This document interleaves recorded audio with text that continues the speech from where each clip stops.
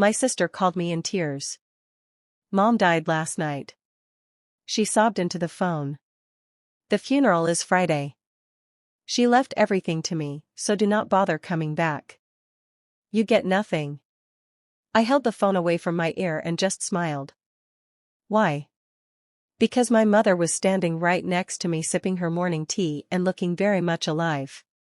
My name is Amara, and at 32 years old, I make my living finding hidden money as a forensic accountant. But nothing prepared me for the fraud my own sister was trying to pull. Before I tell you how I turned her fake funeral into a courtroom nightmare, please hit that like button and subscribe. If you have ever been the black sheep of your family, let me know in the comments. This story is for you. The morning air in Martha's vineyard was crisp and smelled of salt water. It was the kind of peace you only find when you are hundreds of miles away from the chaos of Atlanta. I sat on the patio of our rented private villa, watching the sunrise over the Atlantic Ocean. To my left, my mother, Mama Estelle, was moving slowly through her Tai Chi routine. At 65, she looked radiant. Her skin was glowing, and the tremor in her hands that had plagued her months ago was completely gone. We had spent the last 4 months here in secret, hiding from the world, and more specifically, hiding from my sister, Dominique. I took a sip of my coffee and opened my book, ready for another quiet day. Then my phone shattered the silence. The screen lit up with a photo I had taken years ago of my older sister, Dominique. Just seeing her name made my stomach tighten. I hesitated for a moment. We had gone strictly no contact for weeks. I looked at Mama Estelle.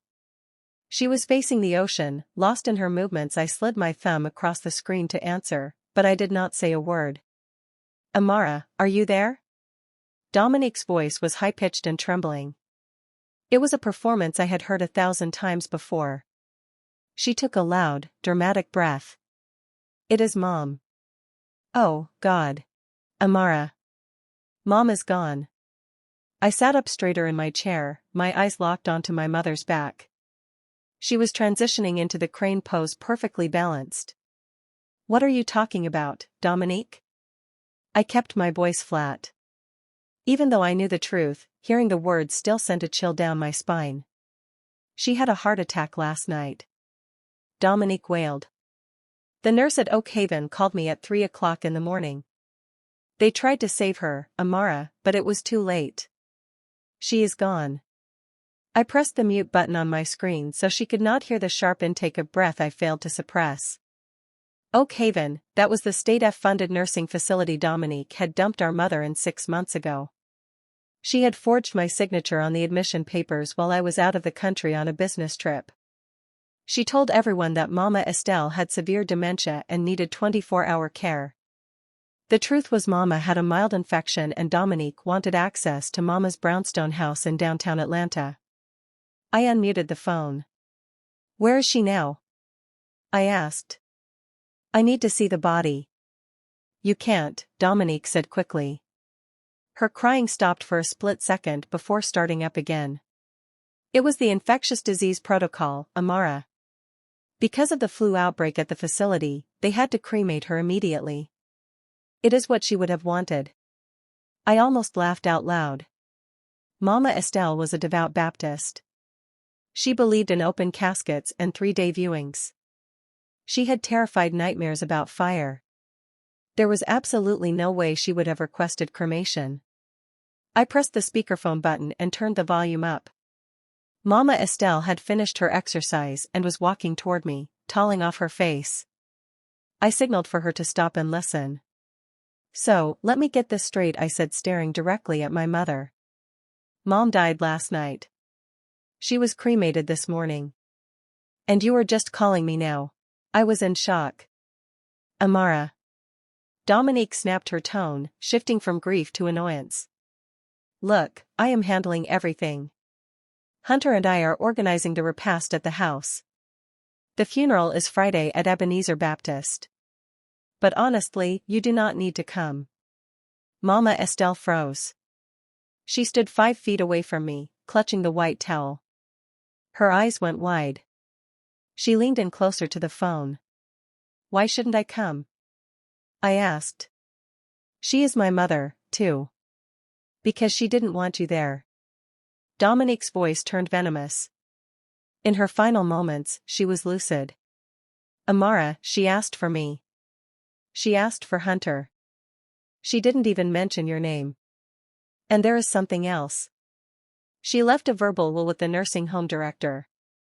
She left the house and all her assets to me. She said, "You have your fancy job and your money, so you do not need anything from us." The silence on the patio was deafening. I watched my mother's face crumble. It wasn't sadness. It was the devastating realization that her firstborn child, the daughter she had spoiled and protected her entire life, was not just a liar, but a monster. Dominique was burying an empty casket just to steal a house. I watched a single tear roll down Mama Estelle's cheek. She didn't wipe it away. She just straightened her spine and nodded at me. It was a sharp, decisive nod, the kind of nod she used to give when she was grading papers and found a student cheating. It was permission. I took a deep breath. "Okay, Dominique," I said. "Okay," she sounded surprised. "Just okay. I mean, if that is what Mom wanted." I kept my voice trembling slightly, just enough to feed her ego. "You are right. I have been distant, maybe I do not deserve to be there." "Exactly." Dominique let out a sigh of relief. "I am glad you are finally being reasonable. I will send you the link to the memorial stream. Do not come to Atlanta, Amara. It will just cause drama and Hunter is very stressed." I hung up the phone after the screen went black for a moment. The only sound was the waves crashing against the shore below. Mama Estelle sat down in the chair opposite me. She placed her hands on the glass table. Her fingers were trembling again, but this time it was from rage. "She said I was dead." Mama whispered.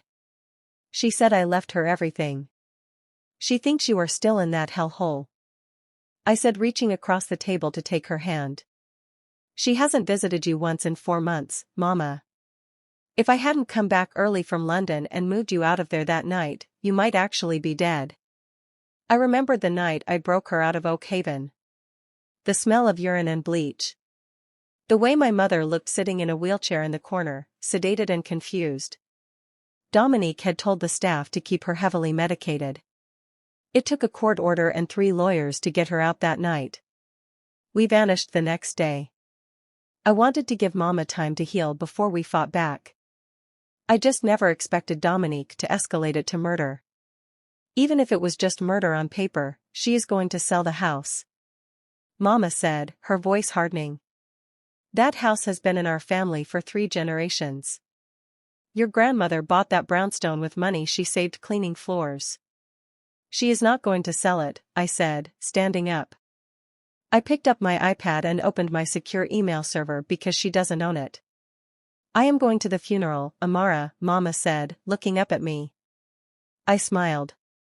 The sadness in my chest was being replaced by a cold, familiar sensation. It was the feeling I got right before I destroyed a CEO for embezzlement. "Oh, we are definitely going to the funeral," I said, dialing my lawyer's number. "But we are not going as mourners." "Hello, Amara," my lawyer, David, answered on the first ring. "David," I said, my eyes fixed on the horizon. "Book the jet. We are going to Atlanta. Dominique just declared Mom dead and claimed sole inheritance." There was a pause on the line. Then I heard the sound of typing. "That is fraud, Amara. Massive fraud." "I know."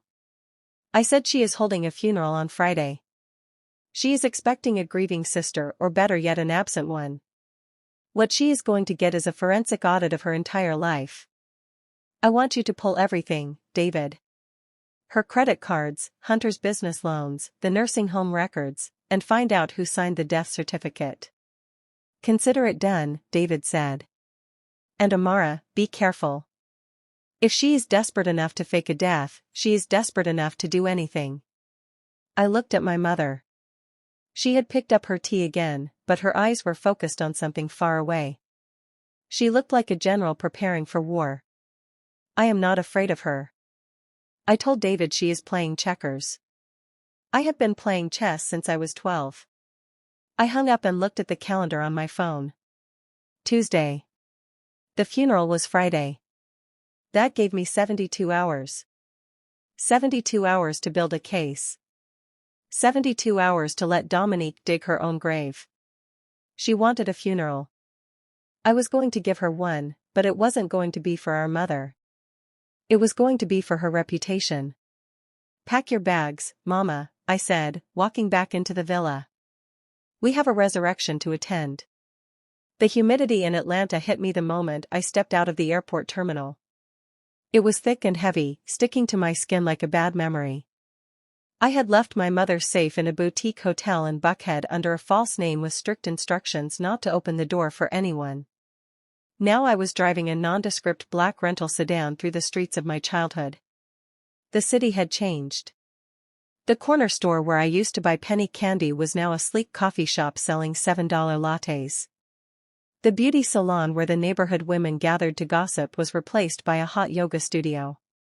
Gentrification had clawed its way through the historic West End, erasing history one brick at a time, but as I turned onto Abernathy Street, I realized the biggest erasure was happening right at my own front door. I parked 3 houses down from the family brownstone. I kept the engine running and the tinted windows rolled up. My hands gripped the steering wheel so tight my knuckles turned white. There it was, the house my grandfather had bought with cash in the 60s. The house where I learned to walk. And right there on the manicured front lawn was a wooden sign that made my blood run cold. Sale pending. I felt a wave of nausea. Mom had been legally dead for less than 12 hours according to Dominique's timeline, and the house was already under contract. It was impossible. Unless, of course, the deal had been done weeks ago. I watched from the shadows of my car as a white moving truck backed into the driveway. This wasn't a professional moving company. It was 2 guys in t-shirts throwing furniture into the back of a beat-up van. Then I saw him. Hunter. My brother-in-law was standing on the porch holding a clipboard. He was wearing a polo shirt and khaki shorts, looking more like he was hosting a barbecue than mourning his mother-in-law. He pointed at the door, snapping his fingers at the movers. I watched as they hauled out the mahogany dining table. My heart stopped. That table was an antique from the 1920s. Mom loved that table. She used to polish it every Sunday before church, telling us stories about the ancestors who had sat around it. Hunter was selling it like it was scrap wood. I reached for my phone. My instinct to call the police flaring up, but I stopped myself. The police would ask for proof of ownership. Dominique had the power of attorney. If I intervened now, I would blow my cover. I needed to let them dig their hole deeper. I needed to see just how greedy they could get. I opened Instagram on my phone. A notification popped up immediately. Dominique was live. I clicked on her profile. The video feed showed her sitting in what looked like her living room, but I recognized the curtains. She was in Mom's master bedroom. She was wearing a black veil, tears streaming down her perfectly made-up face. "Thank you so much to everyone sending prayers," she whispered into the camera, dabbing her eyes with a tissue. "This is the hardest day of my life." Mom went so fast. We were not prepared for the costs. The cremation, the memorial service, the legal fees, it is overwhelming. If you can find it in your heart to help us give Mama Estelle the send-off she deserves, the link is in my bio. I minimized the video and clicked the link. It was a GoFundMe page titled, "Rest in Power, Mama Estelle." The goal was $50,000. In just 6 hours, they had already raised $15,000. Comments were flooding in from church members, old students of Mom's and neighbors. They were donating $50, $100, pouring out their hearts and their wallets for a lie. I pulled my laptop out of my bag and tethered it to my phone's hotspot. It was time to go to work. I ran a quick trace on the donation link. Usually, these funds go into a holding account or are directed to a verified bank account associated with the cause. I bypassed the front-end interface and dug into the metadata of the connected payout account. It took me 3 minutes to find the routing number. I recognized the bank. It was a private credit union where Dominique had her personal accounts. But I didn't stop there. I cross-referenced the account activity with public credit headers. The account linked to the GoFundMe wasn't a savings account for funeral expenses. It was directly tied to a high-interest credit line for a Neiman Marcus store card. I stared at the screen. She wasn't raising money to bury our mother. She was raising money to pay off her designer handbag debt. She was using the sympathy of our community to fund her lifestyle while claiming she had cremated our mother to save money. The level of sociopathy was breathtaking. I took screenshots of everything. The live stream, the donation page, the back-end code linking to her credit card, and the current balance of $15,000. This was wire fraud. This was theft by deception, and it was going to be Exhibit A. I closed my laptop and put the car in gear. I had seen enough at the house. Watching Hunter sell our history for pennies was physically painful, but I had a more important meeting. I drove toward the downtown district, weaving through the afternoon traffic until I reached a small, dimly lit jazz cafe on Edgewood Avenue. It was the kind of place where business was conducted in the back booths away from prying eyes. I spotted him immediately. Reynolds was an old-school private investigator I had worked with on several fraud cases. He was sitting in the corner nursing a black coffee. He didn't smile when I sat down. He just slid a thick manila envelope across the scratched wooden table. "You are not going to like what is in there, Amara," he said, his voice low and growly. I didn't open it immediately. "Tell me," I said. "I went to Oak Haven." Reynolds began. I spoke to the night nurse. She was scared to talk, but $50 and a promise of anonymity goes a long way. She confirmed that your sister was the one who authorized the transfer of your mother to the palliative care wing 6 months ago. But that is not the worst part. He tapped the envelope. I pulled out the document on top. It was a do not resuscitate order, a DNR. It stated that in the event of cardiac arrest or respiratory failure, no life-saving measures were to be taken. The date on the document was from 4 months ago, just days before I had rescued Mom. "Look at the signature," Reynolds said. I looked at the bottom of the page. In shaky blue ink was the name Estelle Vance. To the untrained eye, it looked like an elderly person's handwriting. But I wasn't an untrained eye. I was a forensic accountant. I spent my life analyzing handwriting samples to catch forgers. The loop on the E was too wide. The slant of the V was too sharp. And the pressure points on the paper were inconsistent with someone who had tremors, which Mom did at the time. This was a tracing. Someone had placed a document with Mom's real signature over this one and traced it. But they had pressed too hard in the wrong places. "It is a forgery," I whispered, my blood boiling. "It is a bad forgery," Reynolds corrected.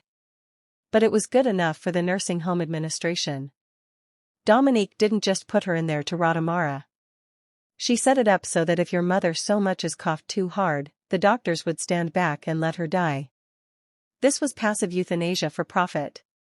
I flipped through this rest of the file. There were photos of Hunter meeting with the facility director in the parking lot.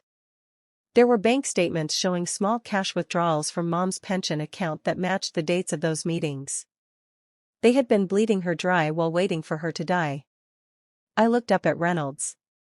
"Does anyone else know about this?" "Just us," he said. "And now you." I put the documents back in the envelope and slid it into my leather tote bag. "This changes everything," I said. "I thought this was just about the house. I thought they were just greedy, but they tried to kill her." "Technically," Reynolds said, leaning back, "since she is alive, it is attempted manslaughter, conspiracy, and insurance fraud. If you walk into a police station right now, you can have them arrested by dinner time." I shook my head. "No, arresting them is too easy. They will get bail. They will hire lawyers. They will spin a story about how they were just trying to do what was best for a sick old woman. I need to destroy their credibility first. I need to make sure that when the handcuffs go on, there is not a single person in Atlanta who feels sorry for them." Reynolds smirked. "You have a plan for the funeral?" Then I stood up, smoothing down my blazer. The image of the sale pending sign and the fake DNR order burned in my mind. "Oh, I have a plan," I said. "Dominique wants a show. She wants to be the grieving daughter in the spotlight. I am going to give her the performance of a lifetime." I left a $50 bill on the table and walked out into the blinding Atlanta sun. The funeral was in 2 days. I had the financial evidence. I had the medical evidence. Now I just needed the star witness. I got back into my car and drove toward the hotel. It was time to show Mama Estelle exactly how much her life was worth to her favorite daughter. The resurrection was coming and Judgment Day was coming with it. The Friday morning sun beat down on the red brick facade of Ebenezer Baptist Church. It was the kind of humid Atlanta heat that made your clothes stick to your skin the moment you stepped outside. This church was a local institution. It was where my mother, Mama Estelle, had led the choir for 20 years. Her soprano voice used to shake the stained glass windows during the Easter service. Today, however, the church was silent, except for the low hum of expensive cars pulling into the parking lot. I watched from my rental car as the community arrived. They wore their Sunday best. The women were in wide-brimmed hats and dark dresses, clutching Bibles and handkerchiefs.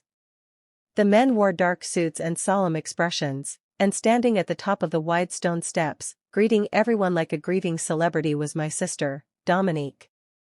She looked like she had stepped out of a fashion magazine editorial about widowhood.